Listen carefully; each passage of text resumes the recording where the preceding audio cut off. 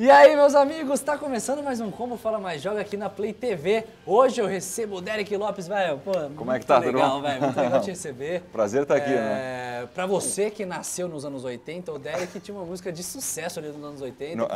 Anos 90, na verdade. 96. 96, se você nasceu nos anos 80, você era um jovenzinho eu tava... e pegou a batida de coco, né, Derek? A batida de coco foi assim, um sucesso bastante grande lá na Argentina, Paraguai, Uruguai, Chile, todos os países de fala hispana daqui da América do Sul, né? E também pegou um pouquinho lá no sul do Brasil, né? Justamente pela influência do argentino vindo nas férias para cá e todas essas coisas. Tem muito isso mesmo, né, cara?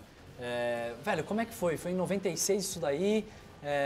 Foi um sucesso inesperado, cara? Como é que foi? Bom, na verdade foi meio inesperado porque eu na verdade nasci no rock, né? Eu nasci curtindo Jimi Hendrix, foi a primeira coisa que eu vi na televisão e que realmente partiu minha cabeça, como dizem lá, né? Sim, bater cabeça, total. Então, mas eu me mudei para a Argentina ali quando foi em 91 e ali para 95, mais ou menos, eu estava começando a ter muita saudade aqui do Brasil. Eu comecei a compor uns reggaes, comecei a compor umas bossa nova, tal. Daí pintou... Bateu aquela saudade do Brasil, daí comecei a compor... Recorreu à música. Exatamente. Legal. Não tem coisa melhor que recorrer à música. Total. Mas daí eu compus várias músicas e o pessoal da Universal Music ficou interessado. Então eles pediram para mim para assinar com eles, né? Eu assinei o contrato com eles e Batida de Coco surgiu durante a gravação. A música não existia. Olha, realmente. Louco, então, mas que a música, o carro-chefe, vamos dizer assim, ia ser outra música chamada Esperando o Sol, que era uma canção que contava a história da praia, né? Desde que logo de manhã, quando nasce o sol, como as pessoas vão curtindo a praia, passando todo tipo de gente, né? E até chegar a fazer fazer uma fogueira de noite, coisas assim, coisa de verão, coisa de férias, né? Coisa que eu curto pra caramba também. E a música terminou realmente sendo um sucesso muito grande. E é uma música, a Batida de Coco ela é bem percussiva, né, cara? Ela tem um pouco dessa coisa de axé, né? Dos tambores do Timbalada, né? Uma das influências? Exatamente. Mas que foi meio na brincadeira e terminou acontecendo.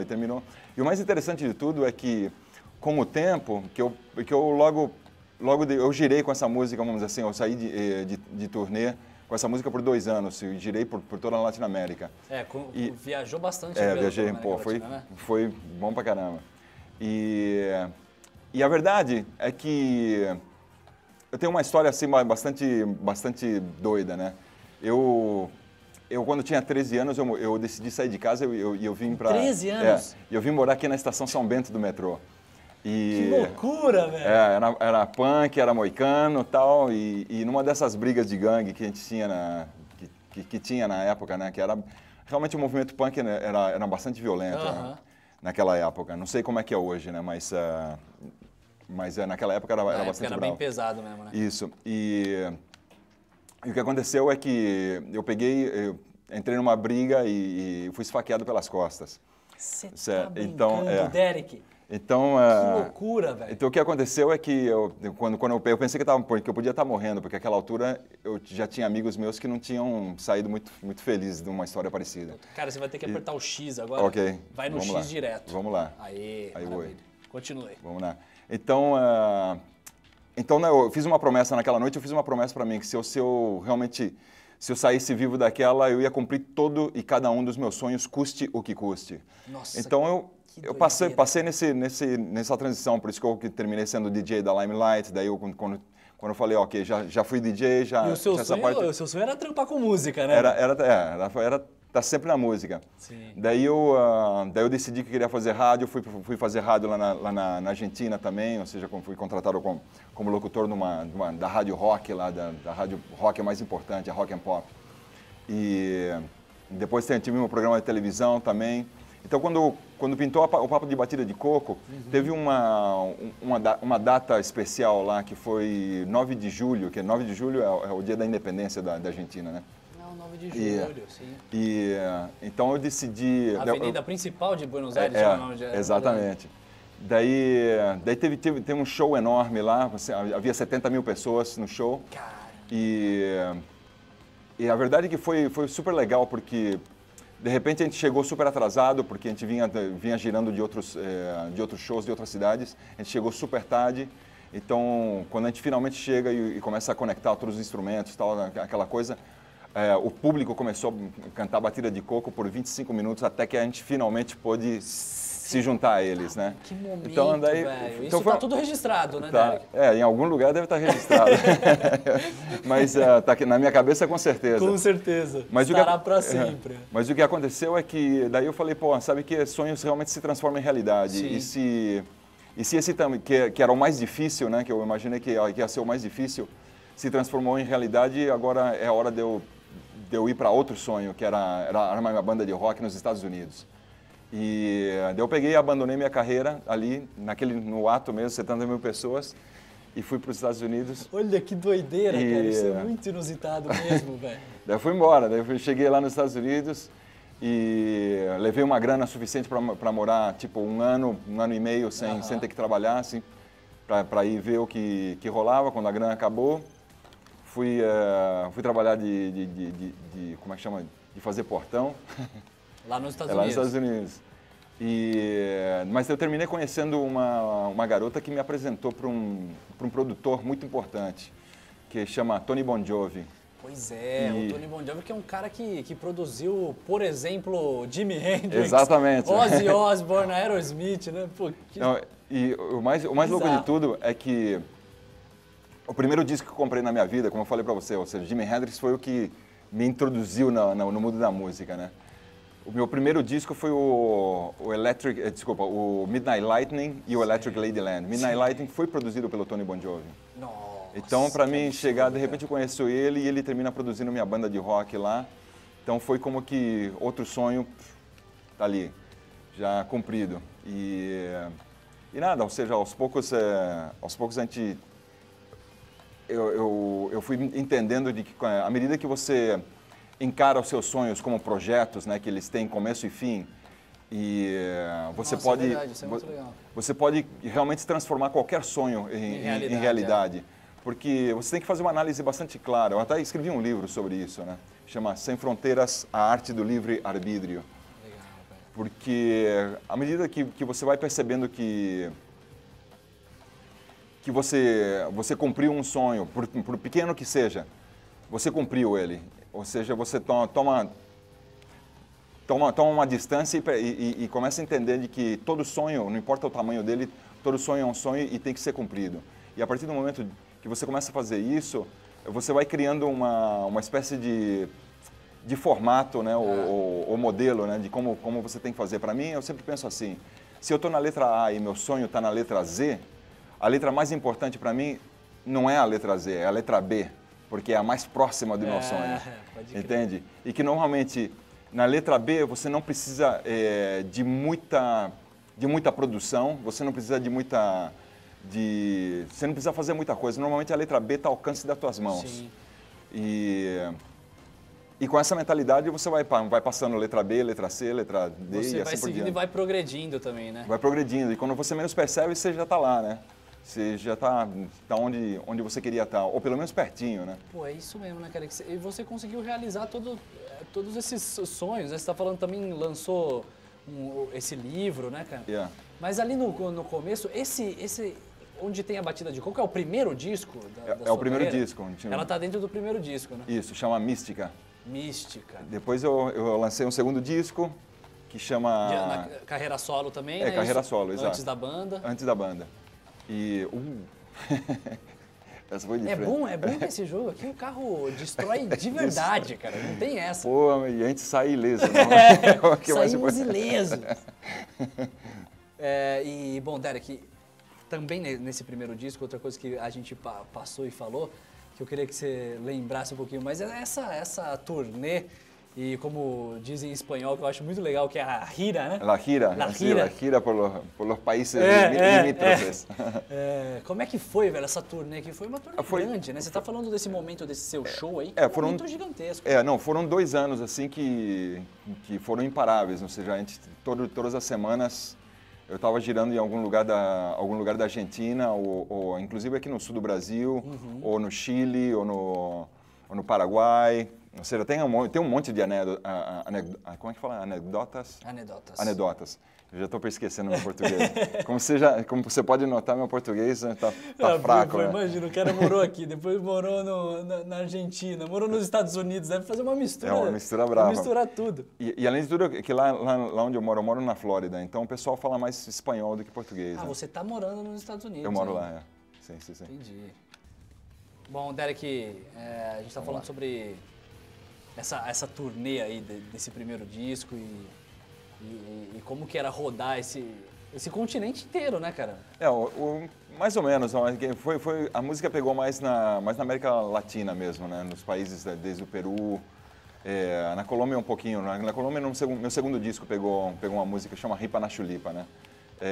Que pegou mais. Ripa na Chulipa, que é bem Ripa na brasileiro, Chulipa, né? Prima nessa bonitinha, gostosinha, delicinha. Tem, canta la morena, la mulata rubiecita, quando passa assim, aqui tem aceitou num carnaval. Isso aí foi uma furor lá. Eu também, no país das rúmbias, imagina como não ia dar certo, que loucura. E como eram essas turnês, cara? Como foi essa experiência nós éramos, na verdade, éramos 5 músicos brasileiros e 3 músicos argentinos, e às vezes a gente juntava mais músicos na parte dos metais, né? Mas realmente foi muito legal, porque eu tive a oportunidade de conhecer a Argentina inteira, né? E os países como Paraguai, Uruguai, ou seja, viajar tudo por terra, muito por avião, mas a gente viajou muito por terra, que é uma coisa super legal. Que é uma experiência diferente, né? Mas a gente teve situações assim super loucas, né? De repente o motorista do nosso ônibus de turnê se perdeu, daí a gente terminou numa serra, por exemplo, daí a gente chegava, foi uma serra assim fechada mesmo, de terra, e a gente com um ônibus acho que era mais de 20 metros de comprimento, tem que fazer uma curva assim, que é um cotovelo, né? Que medo, então não, tinha hora que ficava com a roda pendurada assim no ar, ou seja, coisas assim. Depois, por exemplo, no Uruguai, a gente saiu de um show ou seja, da capital indo pro na fronteira aqui com o Brasil, inclusive. Ali na fronteira com Santana do Livramento. Sim. E uma chuva terrível. Eu deitei ali de trás no carro, né? Que a banda foi com o ônibus. E eu deitei ali de trás no carro e dormi. Daqui a pouco eu acordo assim com uma maior zoeira assim no carro e eu sinto que dá uma porrada. E aí que eu percebo que o carro bateu na água, ele subiu, passou direto numa ponte que era seguida de uma curva, que nem essa aí, ó. Só que o carro continuou, ele foi reto e caiu no rio, cara. Desapareceu no rio, a gente saiu nadando todo mundo ali. Mas todo mundo ficou bem. Todo mundo bem, né? Mas, pô, e foi assim, foi um momento... Também de memórias inesquecíveis. Exatamente. Né? Ô, Derek, vamos fazer um rápido intervalo? Gente, vamos fazer um rápido intervalinho. Já volto para falar mais sobre a carreira do Derek Lopes e sobre as novidades. Tem música para a Copa do Mundo aí, para Canarinho, para a Seleção Canarinho. Vamos saber, fica aí. Vamos lá.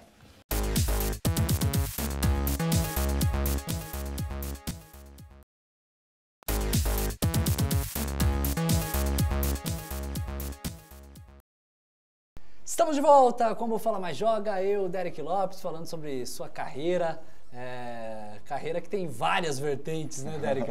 Muito louco. E, bom, a gente falou um pouquinho no primeiro bloco sobre essa fase americana, né, que você foi para os Estados Unidos, lá conhece o Tony Bon Jovi. Bon Jovi, que por sinal é um sobrenome sensacional, né, cara?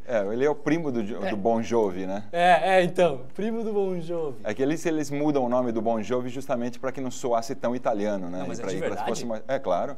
Ah, é de verdade? Não. Oh, cara, que maravilha. Não, ele que criou, vamos dizer assim, O que acontece é que o Tony Bon Jovi ele era dono de um dos estúdios mais famosos da história da música, né? Mas é mais fácil dizer quem não gravou lá naquela época do que quem gravou. Exatamente, porque todo mundo gravou. Se você for pensar o famoso primeiro disco da Madonna foi gravado ali. Que isso, o Born in the USA. Tá? Mas todo mundo, desde Rolling Stones, como eu disse, é mais fácil dizer quem não gravou ali. Quem não gravou do que quem gravou. Exato. E, cara, bom, você fez essa banda lá nos Estados Unidos, o nome é No End, né, cara? No End. Na verdade, a gente começou a trabalhar junto com o Tony. Isso que eu ia perguntar, como é que foi? Como é que você chegou até ele, velho? Então, eu conheço essa garota que conhecia ele, ela era uma ex-Miss Ohio, e era muito amiga dele, e ela escutou umas canções minhas, ela falou, pô, você tem que conhecer o Tony, eu vou apresentar ele para você. Pô, que maravilha. E em algumas canções eu tenho bastante influência, ou seja, nas melodias, né? Obviamente não toco a guitarra como Jimi Hendrix. Sim. Mas, eu acho quem é que toca, né? Exato. Por mais que toque muito bem, né? Mas eu tenho melodicamente, ou seja, compositivamente, algumas canções têm uma influência meio parecida. Obviamente foi minha primeira influência, né? Então um dia ela liga para mim e fala assim, pô, traz sua guitarra que amanhã o Tony tá chegando aí, né? Quando eu cheguei lá na casa dela, o Tony já estava lá e ela pegou um disco de vinil do Midnight Lightning e deu para mim e pediu para ele assinar e deu para mim. Eu falei, pô, que surpresa legal, foi muito legal da parte dela, porque volto a dizer, esse foi meu primeiro disco, né, de pivete. E nada, daí o Tony falou, pô, deixa eu ver se você toca guitarra, então violão, tá? Eu levei um violão, né?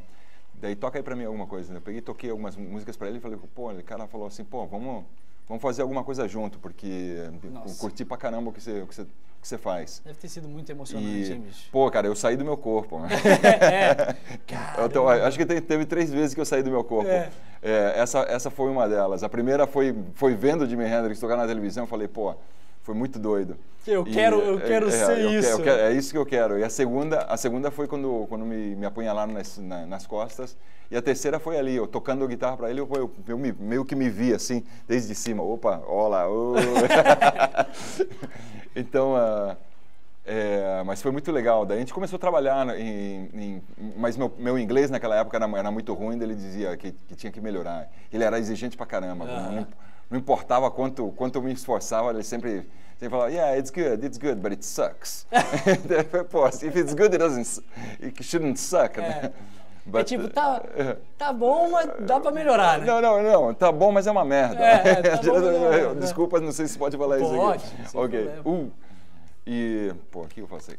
Vamos lá. E, cara, com o No End foram quantos discos lançados com o No End? A gente lançou um disco com o No End e meio que eu também cumpri essa etapa, daí eu deixei um pouco a história do No End e para começar a escrever, né? Ou seja, a minha meta sempre foi...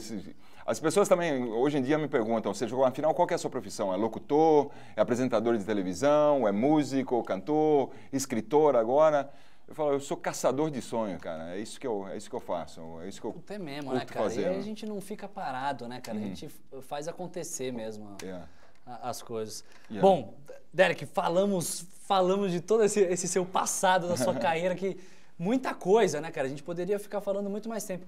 Mas agora você tá com um novo trampo, tá agora lançando uma música para a Copa do Mundo, mas é uma homenagem para a seleção brasileira, isso daí? Eu diria que é uma homenagem mais pro torcedor, né? O torcedor brasileiro. Que tem mais a ver com... Eu não sei o que aconteceu com o meu bichinho ali. Acabou. Acabou, com isso. Ok. Então,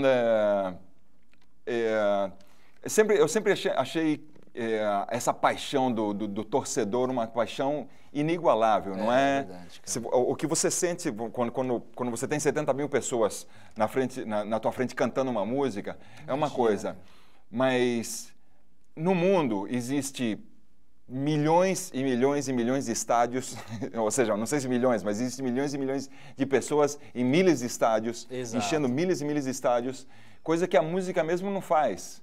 Então existe...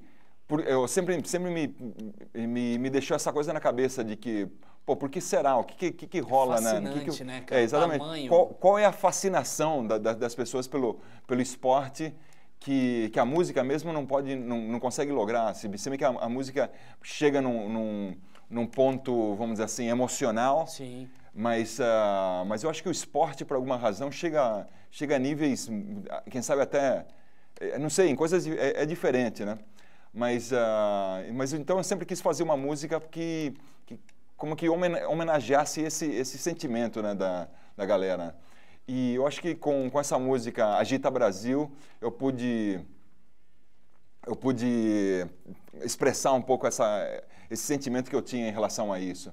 Eu, quando componho uma música, a primeira coisa que surge é a melodia, né? Sim. A melodia propõe uma fonética e a fonética propõe como é que chama?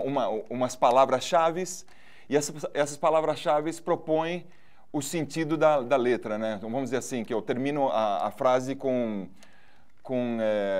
mais e a próxima frase eu termino com calor. Então, quer dizer, já de alguma maneira a música quer falar sei lá, de praia. Já propõe um tema. Já propõe um tema. Então, é como que eu tenho que quebrar o código da música. A música quer me dizer alguma coisa que eu tenho que descobrir o que ela quer dizer. E nesse então, a música pedia, por favor, para que eu dissesse go. Eu falei, pô... que legal. Eu falei, go, meu. E eu nem jogar bola jogo bem, pô. Você tem algum motivo, né? Tem um momento aí de um país que você é muito próximo, você é praticamente... Você é brasileiro, né? Ah, sim, com certeza. E então daí nada. Então eu comecei a fazer a letra... pelo gol, né? Eu comecei a escrever em inglês, né? Porque ela pedia assim como go... I wanna hear you say go. I wanna hear you say go. Eu terminei toda a letra em inglês. Eu falei, pô, deixa eu tentar em português, porque eu acho que tá pedindo mais para português que para inglês, né? Daí eu tentei, eu acho que a versão em inglês, inclusive, desculpa, que a versão em português é inclusive mais legal que a versão em inglês.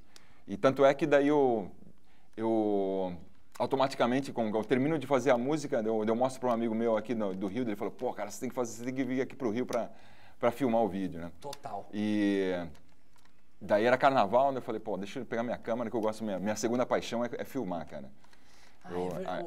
O Agita Brasil já tem um clipe, né? Exato. Daí eu peguei minha câmera e falei, pô, vou pro Rio e vou filmar, cara. Vou filmar porque é o melhor momento de fazer as pessoas... Total. Agora é o momento. Cantarem o gol, né? Eu peguei a câmera e eu chegava abordava as pessoas na rua, né? Todo mundo ali curtindo o carnaval. Caí no Poço Fundo. Ali... Daí eu chegava para as pessoas e falava, olha, eu estou gravando o Você videoclipe. mesmo com a câmera na mão, Exatamente. Eu adoro fazer isso, cara. Eu adoro fazer isso. Cara. Porque existe uma coisa que... Quando você pega essa frescura das pessoas, né, com uma câmera, essa espontaneidade, né? Você chega para a pessoa e fala assim, você está afim, eu estou gravando esse videoclipe, você está afim de gravar? A pessoa fala, não sei, escuta aí. Ó. Daí, mas na verdade, eu pendurei no meu cinto, eu pendurei um boombox e a música já estava rolando. Daí eu chegava para o pessoal, olha, estou gravando o videoclipe dessa música, quer participar? Daí as pessoas já diretamente, porra, legal, cara, vamos nessa. E o que eu tenho que fazer? Ó, só canta isso aí, esse pedacinho aqui. Eu ensinava as pessoas. Até um amigo perguntava para mim, pô, quanto tempo demora entre que você aborda a pessoa, né? Você chega na pessoa e pede para ela cantar um pedacinho do clipe, quanto tempo demora? Eu falei, 30 segundos. 30 segundos. 30 segundos. E o pessoal já... É que realmente o brasileiro, você tenta fazer isso na Argentina, tenta fazer isso nos Estados Unidos, não acontece. Mais difícil, Não acontece. Pô, mas muito legal, um jeito muito espontâneo. Ô, Derek, infelizmente o combo já tá chegando no fim, cara. Um prazer. A gente poderia conversar mais ainda sobre sua carreira, mas pô, o programa é tão curtinho. Quem não conhece seu trabalho ainda, como é que faz pra achar? Tem um site oficial? Isso, podem procurar no Derek Lopes, com Z, D-E-R-E-K, Lopes, com Z, .com, diretamente da minha página, ou se não, no Facebook, né, Derek Lopes, /Derek Lopes, facebook.com/Derek Lopes. Vocês podem me encontrar ali. Acho que são as formas mais fáceis de me encontrar. É isso aí, tá tudo aí na tela, gente. É só anotar. Derek, valeu, brigadão. Prazeraço, obrigado por me convidar aqui. Espero que você venha pro Brasil aí trazer essa música, né, velho? Com certeza.